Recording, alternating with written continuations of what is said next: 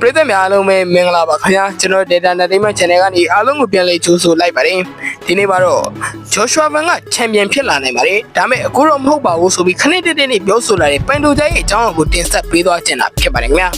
မြန်မာကွန်ဆန်ချင်းဖိုင်တာလေး Joshua Van ကတော့လက်ရှိချိန်မှာ Las Vegas ကိုရောက်ရှိနေပြီးမီဒီယာတွေနဲ့အင်တာဗျူးတွေလုပ်ဆောင်လျက်ရှိနေပါတယ်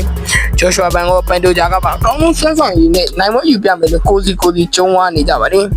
ဒီနေ့ပြောချင်တာကတော့ Joshua Van ကချန်ပီယံတူဖြစ်လာနိုင်တယ်ဒါအခုတော့မဟုတ်ဘူးအနာဂတ်မှာဖြစ်လာနိုင်တယ်ဆိုပြီးပြောဆိုလာတဲ့အကြောင်းလေးပဲဖြစ်ပါတယ်ဒီအကြောင်းနဲ့ပတ်သက်ပြီးချန်ပီယံကြီးပန်တိုဂျာကအခုလိုမျိုးမှတ်ချက်ပေးသွားခဲ့ပါတယ်Joshua Van ကအရန်ကိုကောင်းတဲ့လူငယ်တက်လူဖိုက်တာလေးပါထိုးပေါက်ကလည်းစုံနေတယ်သူ့မှာကအားပါလုံးနဲ့လက်တီထုသက်တည်ရှိတယ်အောက်ဆန်စကေးကလည်းအားလုံးပြောနေကြသလိုတကယ်ကို amazing ပါပဲသူ့ရဲ့ ground game ကတော့ဘလို့အရေးချင်းရှိလဲဆိုတာကျွန်တော်မသိပါဘူးသူက ground game မှာအရင်ကြီးမှထုတ်ပြီးမကစားပြတာလေဒါမဲ့သူကတကယ်ကိုဆန်းဆောင်ကောင်းတဲ့ fighter ဆိုတာလက်ခံပါတယ် fan မှာကအနာဂတ်တွေအများကြီးရှိပါတယ်သူကချန်ပီယံတူဖြစ်လာနိုင်ပါသေးတယ်ဒါမဲ့ဒီပွဲမှာတော့မဟုတ်ပါဘူးဒီပွဲမှာတော့ကျွန်တော်ကသူ့ကိုပွဲသိမ်းပြမှာပါ Joshua Van နဲ့ချန်ပီယံကပတ်ကြီးနဲ့အိမ်ပြန်ခွင့်ရမှာတော့မဟုတ်ပါဘူးဒါမဲ့သူကလည်းအကောင်းဆုံးထိုးသက်သွားမှာဖြစ်တဲ့ကြောင့်ပွဲကတော့ကြမ်းပါပါတေတာကတော့ချန်ပီယံကပတ်ကကျွန်တော်စီမှာပဲရှိနေမှာပါဆိုပြီး Alexander Pantoja ကပြောဆိုသွားခဲ့တာဖြစ်ပါတယ်ခင်ဗျာJoshua Van တို့အခင်းချင်းကတော့တကယ်ကိုစိတ်ဝင်စားစရာကောင်းနေပါပြီ။တကမ္ဘာလုံးကပြည်သက်တွေပြင်ကမ္ဘာကျော်ဖိုက်တာကြီးတွေကလည်းပုံစံပေါင်းစုံနဲ့မှတ်ချက်ပေးနေကြတာမျိုးကိုတွေ့ရပါတယ်။ Joshua Van ကလည်းအစွမ်းကိုလေ့ကျင့်ပြင်ဆင်ထားတာဖြစ်တဲ့ကြောင့်ဘလို့ခင်းချင်းတွေဖြစ်လာမလဲဆိုတာစောင့်ကြည့်ရှာမှာပါ။ Joshua Van ကတော့ပန်တိုကြောင့်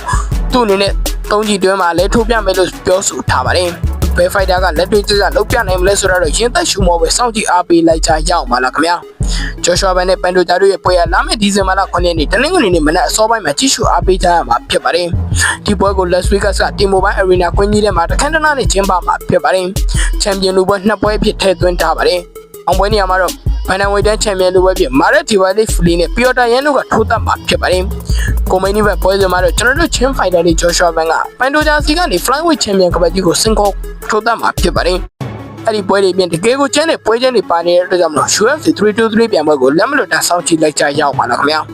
ပရိသတ်ဒီနေ့နဲ့ရောချင်းဖိုင်တာလေး Joshua Van နဲ့ပွဲနဲ့ပတ်သက်ပြီးဘယ်လိုထင်မြင်စမ်းမိပါသလဲ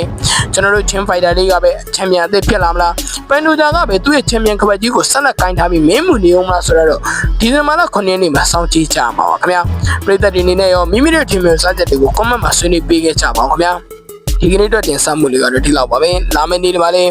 MMA လောကနဲ့အကစားလောကကနောက်ဆုံးရစိတ်ဝင်စားတဲ့ကောင်းတဲ့အကြောင်းအရာတွေကိုတင်ဆက်ပေးသွားမှာဖြစ်လို့ကျွန်တော်တို့ရဲ့ channel ကို subscribe မလုပ်ရသေးရင် subscribe လုပ်သွားကြပါတောင်းဆိုပါရစေခင်ဗျာအားလုံးပဲတာရဲ့ page မှာကောင်းတဲ့နေ့လေးတစ်နေ့ကိုပိုင်ဆိုင်နိုင်ကြပါစေ